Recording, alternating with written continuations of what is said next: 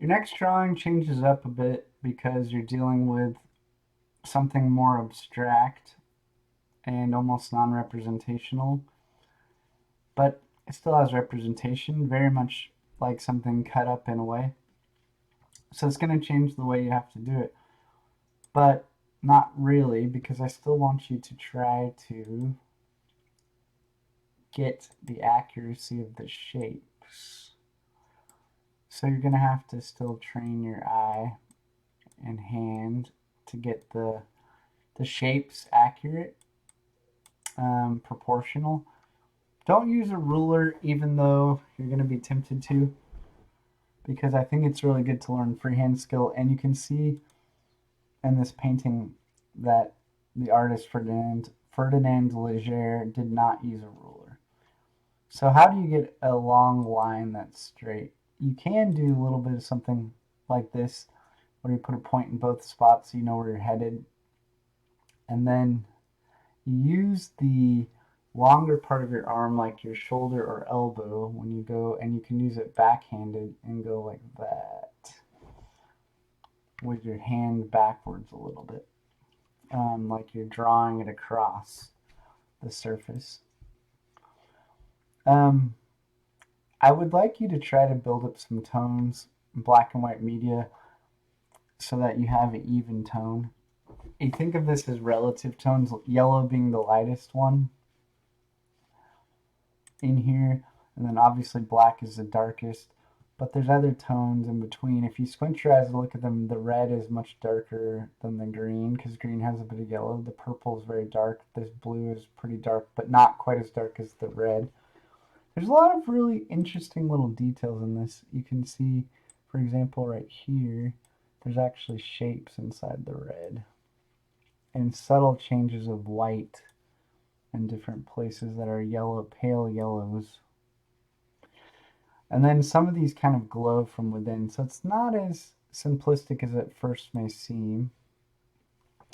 I want you to think about, what does it make you think of? In 1919, what's happening in the world around this time?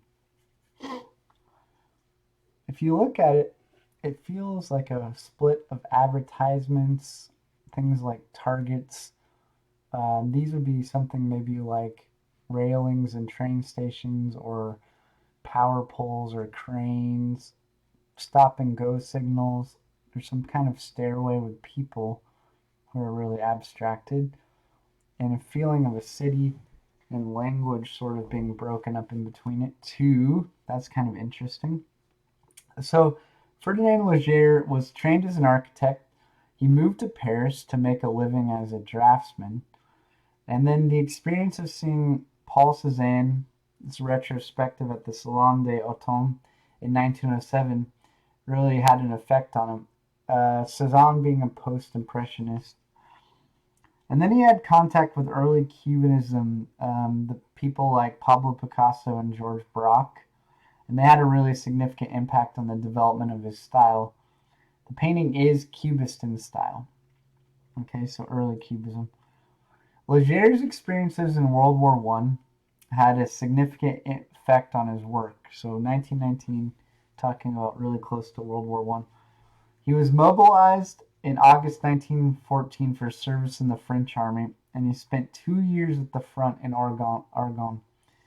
So he's coming back from war, and there's a lot of feeling of, what did the war to end all wars, the first great war, do to people?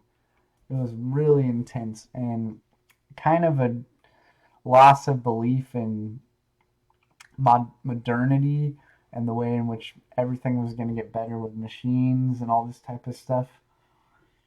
And when he returned from the front in 1917 and resumed painting, he reintroduced recognizable imagery in his work. And a lot of this is responsive to technological advances and assertive advertisements that followed World War I. He embarked on his mechanical period with works like this, The City. So you can kind of feel that.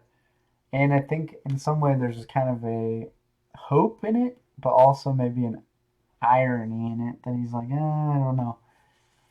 And of course, we know that this was not the war to end all wars. There was a number two one not long after. It has an urban themes in this period of his work. The human figure becomes like de-individualized and mechanized as part of the environment it occupies. You can see these characters, figures, are really becoming almost machine-like. Um, Leger is able to express the rhythmic energy of contemporary life by finding its pictorial elements, advertisements, the city life, and shapes. And then he's considering them primarily for their plastic values, like what they look like is in color and shape and design. And he creating a multitude of relationships between them, creating a single image that captures all the sensations of the city and city life in this time period. Confusion of parts doesn't result because he distributes the planes evenly and builds his composition with blocky areas of flat. He has a distribution of red, and he kind of is confusing the space, pushing and pulling it back and forth.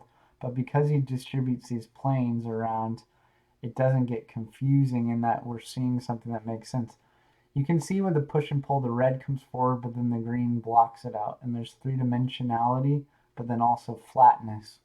And he's playing with the depth of the space. But there's a lot of rhythm and repetition, black, black, black. And he's leading our eye with all kinds of... The grid is sort of here. I don't know if we talked about the grid before as a design device.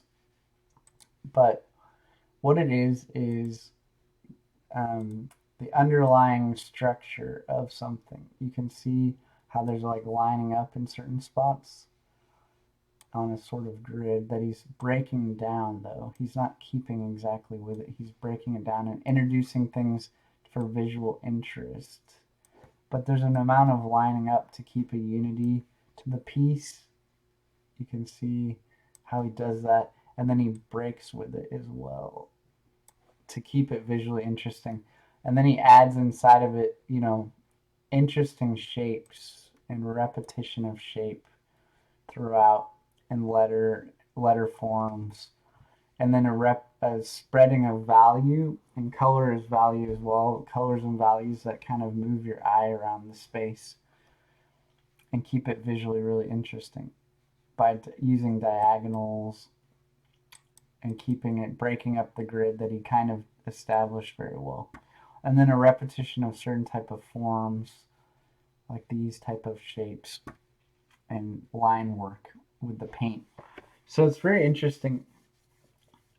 He builds up his composition with these blocky flat areas that are easily read, kind of almost like unmixed color, except for he is mixing and making his color, but he's not mixing them together like blending. This is all blue, for example. There's no orange coming into it. This is all red. It has a deep value and a light value, but it's all red. So it's not mixed in the sense of orange and blue like an abstract expressionist painting or abstract painting where they're merging and blending together. Each section in the cubism has one particular color. It's not straight out of the tube color. He made the colors on the palette, but he's not mixing them together. Maybe a little bit right here, but even then that's black added to add value. So really, it's using color in an interesting way, though. And he has a clear, incisive outlines.